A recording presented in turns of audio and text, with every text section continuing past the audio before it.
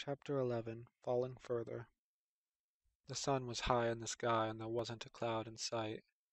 It was the perfect day for a walk through town, and with the weather only getting colder, it was quite possibly the last decent day of the year. It was a little strange that more people weren't out, but then again, it was midday, so most of them were probably still at work. Sunset strolled along with ease, enjoying the solitude. For once, it didn't seem to have snowed at all the night before, allowing her to move freely without having to worry about trudging through slush. Although she wasn't walking with any particular destination in mind, Sunset found herself walking down a familiar path. Before she could place exactly where she was, she came upon her favorite store. She stopped outside and contemplated her next move. It had only been a few days since her last visit, and she didn't like to push her luck, but something about the day just felt right, so she decided to go for it anyway. Stepping inside, she found that the cashier was nowhere to be found, nor was anyone else for that matter. Christmas music usually played this time of year, but the store was completely silent. Sunset continued to the beverage aisle. As she rounded the corner, she nearly ran into the first person she had seen all day. It was the same cashier she had seen the last time she was in the store, and he was just standing in the middle of the aisle. Sunset had to jerk to a halt to miss him. "Hey there," he said, drawing the greeting out. "It isn't my favorite customer." "Oh, hi." Sunset forced an innocent laugh. "Sorry, guess I wasn't really looking where I was going." "Don't worry about it. I wouldn't mind if you did bump into me every now and again." He winked, sending chills down Sunset's spine. "Need help finding anything?" Sunset grinned nervously. "No thanks, I think I know my way around by now." She walked past him to the soda. It seemed she wouldn't be able to get any more alcohol, but that was okay. It wasn't like she had planned on it anyway. She was really just ready to get away from him. "Looking for this?" Sunset turned around to see him holding a bottle of Versant du Soleil. "What? No, of course not. Don't be silly. I'm too young to drink that." "Don't worry about it." He walked closer and tucked the wine into her purse. "It'll be our little secret." When there wasn't a counter separating them, Sunset couldn't help but notice how much taller he was than her. She took a step away, and he took a step closer. I, you know I'm only 12." "I know that. Doesn't mean we can't be friends, right?" He placed his hand on her shoulder, gripping forcefully. "You know, I have something much stronger than wine. Trust me, you'll love it." Sunset turned to run, and found the other side of the aisle was walled off. "What gives?" he asked, walking closer. He stood in the middle of the aisle, trapping her. "I thought you liked breaking the rules." "Get away from me," Sunset said fiercely, but he didn't. "Come on, it'll be fun." He reached a hand towards her, so she leapt back. She felt something solid behind her and realized she was as far as she could go. There's lots of adult things to try besides just drinking. Since going backwards was no longer an option, Sunset ran forwards. She had hoped she could slip by him, but he was able to get a grip of her right arm. She grabbed for something off the shelf to defend herself with, but he grabbed her with his other arm before she could do anything. He pushed her against the ground and brought his face closer to hers. Wriggling free just enough, Sunset swung with her left hand. She heard the sound of glass breaking, and he fell on top of her. He tried to push himself up, but she kept swinging, even after his movement stopped. Once she could barely find the strength to swing her arm, she tried pushing him off of her. He was too heavy to do so easily, so she had to half push him off while shimmying out from under him. She dropped her purse along the way and didn't pick it back up. Sunset looked down at what she had done. A broken bottle lay next to the body, and blood was everywhere. She was covered in it as well, so she pulled off her jacket and gloves, leaving them on the ground. There wasn't anything she could do about the rest of her clothes. She looked around for any sign of anyone else, but there was no one. Although she was shaken, she resolved to not let it get to her. She calmly walked outside, and found it had started snowing lightly. She debated if it was worth going back inside to see if they had any warm clothes to replace the ones she had left, but decided against it. She needed to put as much distance between her and the store as she could. Once again, Sunset didn't pay attention to where she was going. There wasn't much of a chance she would get herself lost. After spending years wandering the city, Sunset could recognize most of it. Sure enough, she found herself coming to another familiar destination, although it was one she had only been to once before. It was a cozy house with a white picket fence. Sunset had always hated how picturesque it was. It looked like the perfect place to raise a girl. Sunset, did you come to play? Sunset frowned at Dewdrop. Of course she had gotten adopted by the most sickeningly sweet family imaginable. Couples were always coming to adopt cute little girls, just not girls like Sunset. No, I don't want to play, Sunset said. Oh. Dewdrop had gotten better over time, but she still acted like Sunset's reluctance to be friends was some sort of personal attack against her. And maybe it was, just a little. She looked at Sunset's clothes. What's all that red stuff? Juice, Sunset answered automatically. It doesn't look like juice. Don't you have your own friends around here? Sunset asked in annoyance. I thought Sugar Breeze was living in the same neighborhood or something. Yeah, she does. Dewdrop didn't seem to be cheered up much by the reminder. Sunset just shrugged. Well then, I guess that settles it. See you around. No, you won't, Dewdrop snapped. It wasn't the denial that bothered Sunset. Dewdrop was probably right about that one. No, it was her tone. Sunset had lived with Dewdrop for 3 years, and never once had she sounded angry. Sunset turned to look at her, not really sure what she planned on saying. But it didn't matter, because Dewdrop's expression blocked out anything Sunset might have said anyway. Dewdrop looked at her with pure malice, an evil grin fixed on her face. You'll just keep ignoring me like you ignore everyone, and we'll all just keep ignoring you too. Just face it, Sunset. You put on the tough girl act because you know no one could ever actually care about you anyway. Excuse me? Sunset stormed up to the picket fence, but Dewdrop just laughed and backed away. Honestly, I don't know why I bothered for so long. Dewdrop shrugged and walked over to the front door. Before going in, though, she stopped to turn back to Sunset, her expression becoming deadly serious. But remember that I did try. I wanted to be your friend, and you just wouldn't let me. Whatever happens now is your own doing. Without giving Sunset a chance to reply, Dewdrop walked into the house.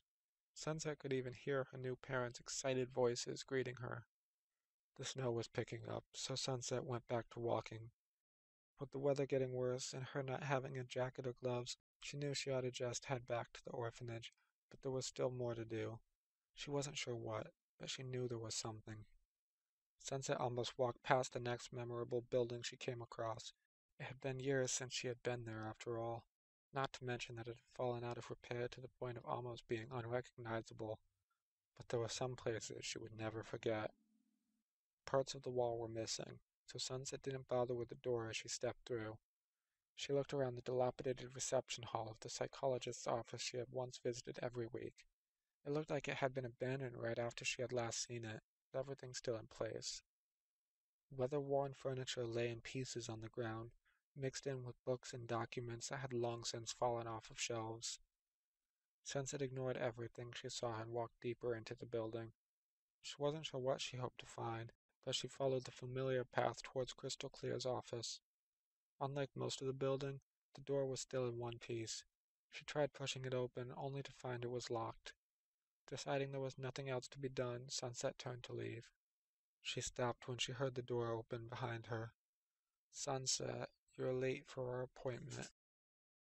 Sunset wheeled around to see Crystal Clear, although just like the building, he was barely recognizable. His short hair had grown long and ragged.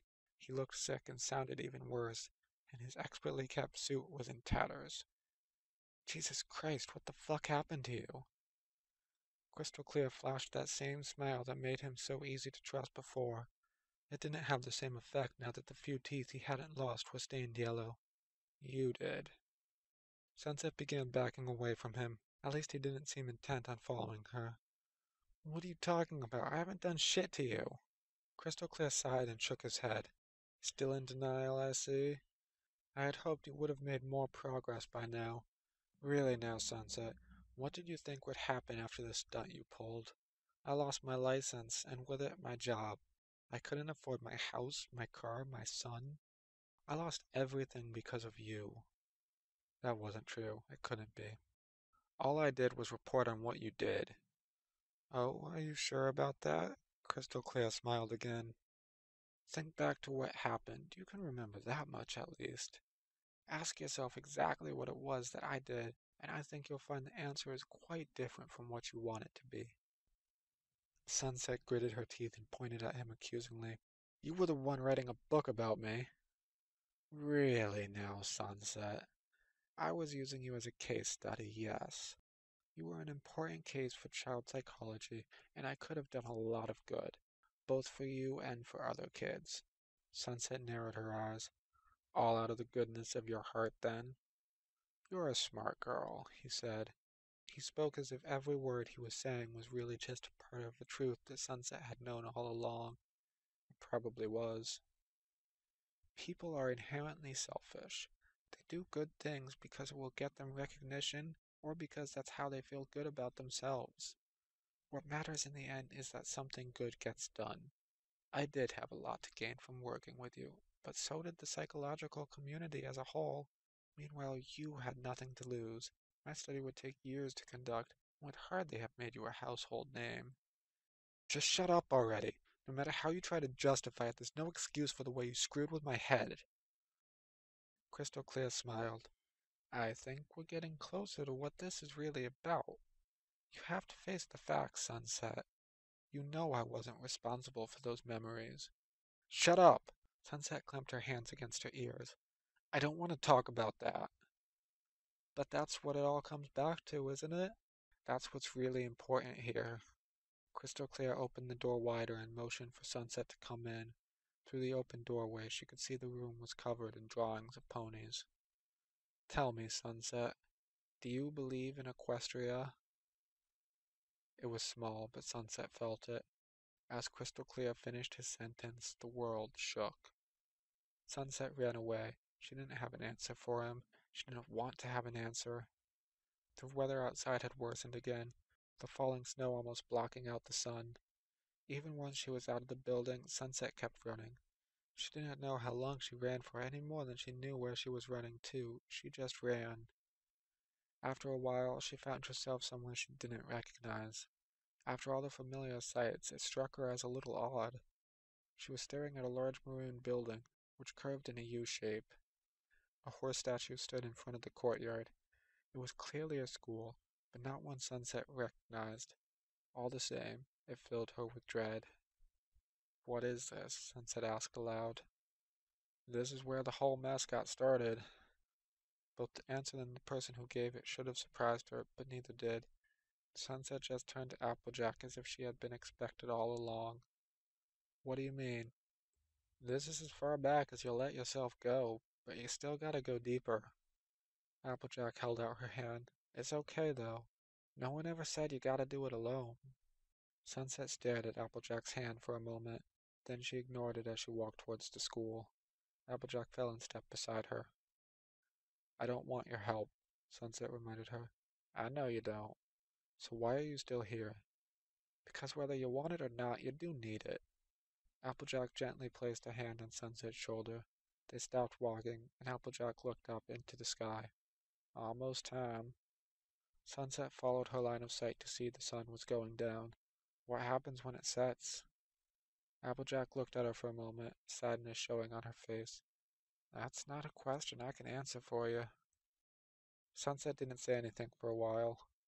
They both stood silently watching the sunset, with Applejack's hand continuing to rest on Sunset's shoulder. Something about the sight was supposed to be special, but she couldn't place it. She was pretty sure that there was someone else she was supposed to be watching it with. Applejack patted her roughly on the back. Come on, we're almost there. No longer able to find words to reply with, Sunset allowed Applejack to lead her closer to the statue. Every step filled her with dread, although she couldn't have said why. When Sunset began lagging behind, Applejack stopped and offered her hand again. Would you just stop being so stubborn and let someone help you out? It sounded so easy when Applejack said it, but it still felt easier to ignore her. Sunset pushed ahead, approaching the statue on her own. The surface was reflective, and Sunset didn't like what she saw. It was clearly herself in the reflection, but not as she was supposed to be. On the statue's surface, she saw an amber-colored unicorn wearing her features. While she was stuck frozen in place, she watched a little girl approach from behind her. Sunset turned to see Applejack, who was still an adolescent outside of the reflection. It's okay, Applejack assured her. You can do this. No, I can't, Sunset said, her voice rapid and panicky. I need to go. I can't be here. She scrambled away, eager to get anywhere else. Stop, Applejack said, and Sunset stopped. Listen. Sunset listened. She heard a vibrating sound and felt the world move again. Hear that? She's coming. What? Sunset looked around in a panic, trying to find any sign of her. She wanted to run, but didn't know where to run to. You have to face her, Sunset. It's the only way to move on. No, I won't. I can't. The world vibrated again, and Sunset launched herself at Applejack, desperate to hold on to anything that might help. Applejack let Sunset bury her face into her shoulder and wrapped her arms around her protectively. Sunset? What? By this point, Sunset was desperate for any reassurance Applejack could give her. As the other girl pulled Sunset closer, she let herself believe everything would be okay. Somehow, Applejack would make everything okay. She placed a hand on the back of Sunset's head, guiding her so that her ear was right beside Applejack's mouth. She's here. The vibrating didn't stop when Sunset woke up. She pulled her blanket over her head and held it down as tightly as she could. Every few seconds a pulsation would come from underneath her as that horrible vibrating noise resounded in her ears. Silently, she prayed to something, anything, to make the noise stop, but it didn't. It grew louder. The feeling grew so that her whole bed was vibrating, and then grew to be the whole world. The sound was all around her, filling the air. Another sound, the distant memory, unmistakable. A single hoof step. It came from outside of her room. She prayed that it would stay there. Another. And another. They grew in volume as they picked up speed. Soon they formed a steady rhythm, moving ever closer, always accompanied by the incessant vibrating. Both sounds stopped when the hoofsteps were right outside of her room. Sunset tried to keep her breathing in check, terrified that she would be heard. It didn't work. The sound didn't resume. Sunset knew better than to hope it was over, and braced herself for the second wave. It never came. Ever so carefully, she lifted the corner of her blanket to peek out. The room was covered with darkness, with only some ambient light filtering in through the window. Sunset looked around for something out of the ordinary, but saw nothing. She breathed a sigh of relief and took a moment for her breathing to return to normal. Although she still felt apprehensive, she sat up. Nothing jumped out at her because there was nothing hiding. It was just a bad dream which had continued to feel real when she woke up. Nothing she hadn't experienced countless times before. Going back to sleep right away would just lead to another nightmare, so she got up and turned her light on. She winced at the light, but it made her realize how ridiculous she had been. More so for the short walk than any other reason, Sunset left her bedroom. She would have loved to waste time in front of the computer or television, but it was the middle of the night, so that was off limits. Most of the orphanage's residents would be asleep, but there were still 2 overnight caretakers on staff in case the kids needed anything late at night, and, of course, to make sure they stayed in bed. Without much else available for her to do, she walked down the hallway to the bathroom. Although Sunset hated mirrors, she took the time to check her reflection. The only thing that stared back at her was a tired-looking girl, who should probably hurry up and get back to bed. Sunset smiled as she turned on the faucet, giving the water a moment to heat up. She reached a hand into the water and tested it, and once it was warm enough, she leaned over the sink to splash some water onto her face. As Sunset was rubbing her eyes, she heard it again. The same vibrating sound, and it was close. She jerked her head up and found herself staring into angry magenta eyes. Sunset yelled and took a step back, falling into the bathtub. When she looked again, she only saw herself. I'm just tired. I just need to get back to sleep. Sunset didn't believe that, but repeating it to herself was the best she could manage. She quickly pulled herself out of the bathtub, turned off the faucet, and made her way back to her room. Although the thought of what she might find filled her with dread, Sunset forced herself to check her bedroom mirror as well. All she found in it was that she looked like an absolute mess. She's not real. Sunset didn't even know if she believed that one. Before she could get back to sleep, there was something she needed to check. She shifted the mattress and reached her arm into the hole in the box spring. Finding the pillowcase, she pulled the whole thing out. It was filled with things she didn't want other people to see, like the half-full bottle of wine, as well as things she wanted to hide from herself. That was what she was after this time. She pulled out a brown hardcover book with a yellow and red sun on the cover. Setting the rest of the bag aside, Sunset sat down on the bed with the book. There was a time when she had pored over every word written in it, although that had long since stopped. Now there was only one page she ever turned to. About halfway through the book, the pages became blank. Sunset flipped to the bookmarked page, the last one with writing. She turned to this page so much that she didn't even need to read it anymore. She could recognize it exactly on sight, as if it contained a familiar portrait rather than text. She read it anyway. I was thinking about that mirror, and I still can't figure it out. Sunset, I have told you already. You'll learn about the mirror in due time. And that was it. The final message between Sunset Shimmer and Princess Celestia. Everything about the book was bizarre. It was elaborately handwritten, with both characters having completely distinct handwriting, and yet there was nothing special about most of the conversations. It was clearly a work of fiction, but with no real plot to follow. And, of course, there were the memories.